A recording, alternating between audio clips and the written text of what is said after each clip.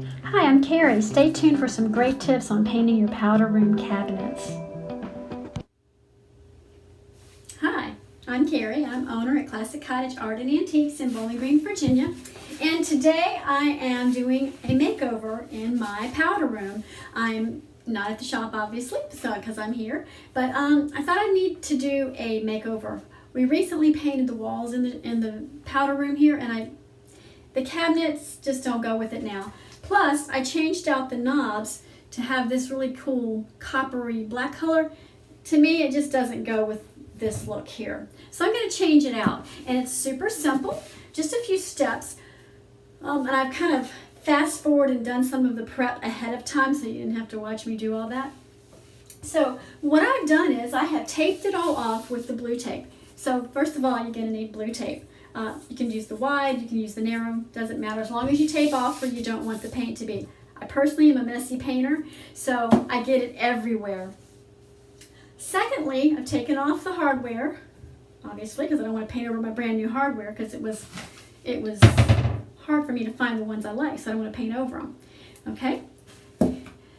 Third, or whatever number I'm on, I sanded it down a little bit. I wanted to scuff sand the areas, and it looks a little shiny still because of the lights, but it's actually, for the most part, it's sanded down, and there were some surface scratches, and I got those out. There were some places where the water had gotten here and it had raised the grain and took the actual finish off, the polyurethane finish, so I sanded over that. I didn't want that texture in my new paint job. So I also cleaned it really well with Dixie Belle White Lightning Cleaner. It's a granular product. I put it in a spray bottle, sprayed it on, scrubbed it with a Scotch-Brite pad, and then I rinsed it with clear water. Then I let all that dry. My next step now will be to put the product Boss on there. And I just spilled the Boss everywhere, but it's Boss, and it stands for blocks odors, stains, and stops bleed through. These are oak cabinets, and oak has a tendency to bleed through. If you've never heard of bleed through, it's when the oils or something has come up in your paint and has been pulled forward by the water, I guess in the paint, that it pulls it to the top and leaves orangey or brown or I don't know what other colors I've seen, but they're just ugly spots, yellow. You just don't want that in your final finish. I'm going to be using a lighter color, and this is called Birchwood, and it was the flea market decor line that Dixie Belle had a year or so ago. It's now been discontinued, so I thought that would be a really pretty color to go with my new hardware. Great, because my new hardware now, I keep showing you, I really like this hardware, matches my new faucets, so I've got a theme going on. But before I get started, I need to put the Boss on here because I don't want to have bleed through on my cabinets. This is where my guests come when they come, and I don't want it to be ugly, right? I want it to be really pretty. So I am going to use a Dixie Belle synthetic brush. It's okay to use your good brushes for this. Just be sure to wash them out really, really well after you're done. I do like to start with a damp brush, just slightly damp, not soppy wet or anything, just slightly damp. And I will tell you what I do because I think this is a really good practice. Is I put my Boss in a paper foam plate, whatever you want to call it, or a little bowl or something. I don't want to contaminate my whole jar of Boss with bleed through because sometimes you can see the bleed through right away. Other times it takes a little bit longer. So I'm going to go ahead and apply Boss, and then I'll probably fast forward to this so you don't have to watch me just do this whole thing. I will tell you, I am actually going to take the doors off at some point. It's easier for me to show you with the doors on here, painting on this, and I will take them off later. But I don't have enough room in this small powder room to be taking the doors off and holding them and showing you. So let me get this Boss on, and then I'll come back. I'm going to do the inside of the cabinet door and the outside, because if somebody opens the inside, it needs to be pretty as well. Really, you want to do thin coats because you don't want it to build up and have brush strokes and the like on your finished coat, because whatever's underneath is going to show through on your final coat of paint. So, that's not going to help you, is it? Because you're not going to be able to see. Long, smooth strokes seems to work the best. This does self-level pretty much. I know you can't see what I'm doing. Let me kind of scoot you this way, maybe you can see. This is a very small room, and I'm trying to film in a very small room and show you what I'm doing. I've actually covered up in here because you don't need to see all my junk that's in there. I'm going to skip over where the hardware is right now because I am going to take this off later and paint there. But I'm just trying to get you to see what's going on first, what I would do first. Some people would spray this with their paint sprayer. I have paint sprayers. However, I think most people probably don't have paint sprayers. So I want to show you how to do this with a brush instead. Using a smooth brush like a Dixie Belle synthetic brush is actually going to give you smoother strokes. Also be sure and do thin coats because you don't want big blobs here and there because that'll affect your final finish. Your painting, be sure to do the kick plate too underneath. That will make it all look nice and cohesive. I may only need one coat of this, but it's possible I could need two, depending on if it decides to bleed through. I have a piece at the shop I'm working on that actually is going to need 2 coats because it is a terrible bleeder. And be careful not to get it on my freshly painted wall either. Make sure you get your drips on the corners. I always forget those, so I want to make sure I don't get them where they're going to make a mess. Get on the hardware. I'm just going to scoop that off real quick. Now you're going to want to let your boss dry completely before you try to put paint on it. I will sometimes put a fan on it, which actually really helps. It doesn't really like heat that well, but the fan, you can put a fan on it and it'll dry fairly quickly. This is a beautiful way to update your home decor, your home built-ins for a little bit of money. Cheaper than buying new cabinets or having them refaced, I will tell you that. So I'm going to let that side dry for a little bit. I'm going to go ahead and do up here. I want to make sure I don't get too much on there so it doesn't drip and blob everywhere.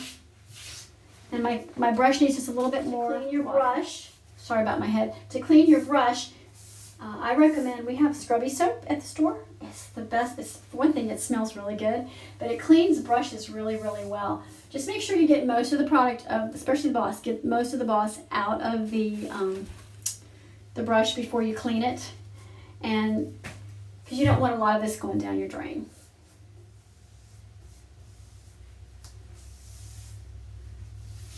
A little bit on this streaky side, but that's okay. Just make sure there's not real thick areas and real thin areas because that will show up in your final finish.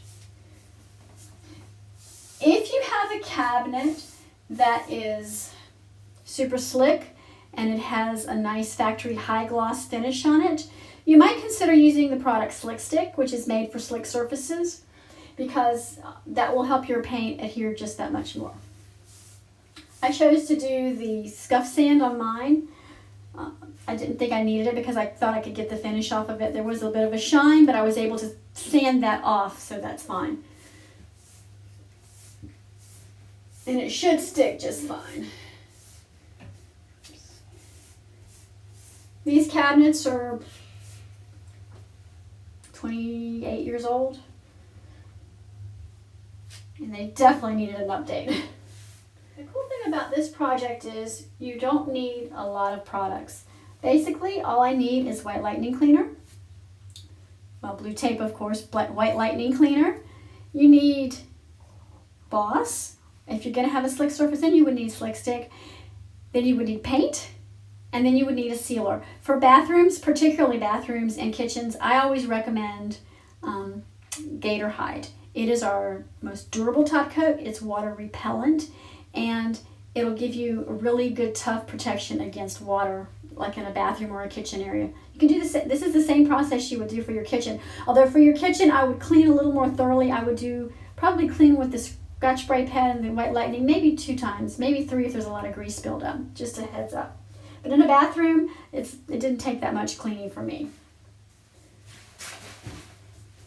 Again, thin coats. You can see how some of it's drying already. The humidity in my area today is actually quite low, which is a nice change. If you think it needs 2 coats of Boss, you can certainly do that once this one is dry. Maybe leave it about an hour or put the fan on. If you have a sprayer, you certainly can spray this. You can also spray the paint. Make sure you get all up in the little crevices and the corners and things like that, because that's where it will bleed also.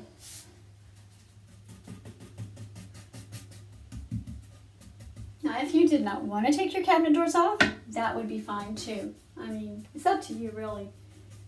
If you're doing this for a client, I would take the doors off and do it that way. If you're doing it for yourself, you may not want to take the doors off. Okay. Yeah, we're actually almost done with the first coat of Boss, which is crazy because it didn't take that long at all. I'm going to do down here. Don't forget to do the kick plate under here, because that's a spot that you're going to see as well. Think about your Boss too. Make sure you stir it up really, really well. Shake it and then stir it up really, really well before you use it, so that you don't have clumps and things. Sometimes it gets kind of thick on the bottom if it's set for a while. So you want to make sure you don't have any of that going on. And I'm trying to be careful not to have big lumps and drips, because they'll transfer into my final finish here.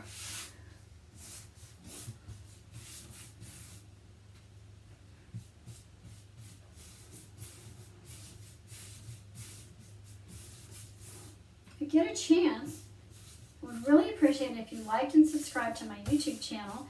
And if you want to be notified when I have new videos come up, if you just put hit the icon, the bell icon, so that you'll be notified. That'd be great. You can also follow me on Facebook and Instagram. If you haven't liked and followed me on Facebook, I'd appreciate it if you do that as well. And again, we're putting the Boss on so we don't have bleed through. Oak is very prone to bleed through, so we don't want ugly brown or orange or yellow or funny looking spots in our paint job when we're done. So we're going to put the Boss on it to make sure it doesn't bleed through. Dixie Belle Boss is a really good product for that. And I liked using the white, particularly under light colors, because it gives me a truer color than if I were to put a light color over a dark. Then it takes a few more coats to do that. And sometimes it doesn't give as true a color until you've applied several coats. So I say work smarter, not harder, right? Boss necessary. Well, the answer would be not always. The only time you would use Boss is if you suspected that it was going to bleed through on you, or if you had a piece that was super smelly. Like I had an old washstand and the piece I'm working on at the shop now actually had a lot of mildew in it, and I cleaned all the mildew out, but some of the smell was in the wood, so I opted to do Boss. As a matter of fact, it's waiting on its second coat because it was a bleed through, it was a bleeder, and it was smelly. So that's when you would use the Boss. If you have a smelly piece, or if you have a piece you suspect is going to bleed through, or you know is going to bleed through, I always use Boss in those situations. If you're not sure it's going to be a bleeder, put a coat of paint on, let it sit for a little while, maybe overnight, and see if it's going to bleed. I'm going to clean the paint off this. I might even get lazy and not take the doors off, since it's just for me, right?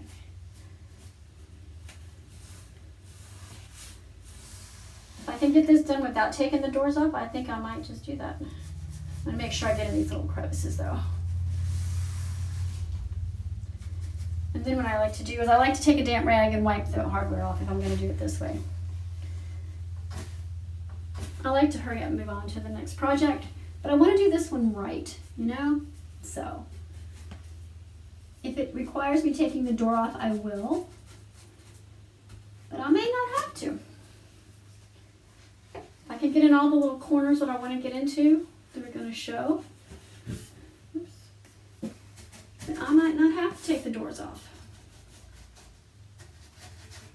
One less step for me to get my bathroom, my little powder. Look at that. It's almost dry now. It is almost completely dry. Isn't that cool? And this stuff dries pretty quick, especially if you put a thin coat on. All right. Let me go over here and do this side. We're almost done, guys. We're almost ready for paint. I'm going to clean the hardware off. I don't really like to have paint on my hardware. I could have taped it.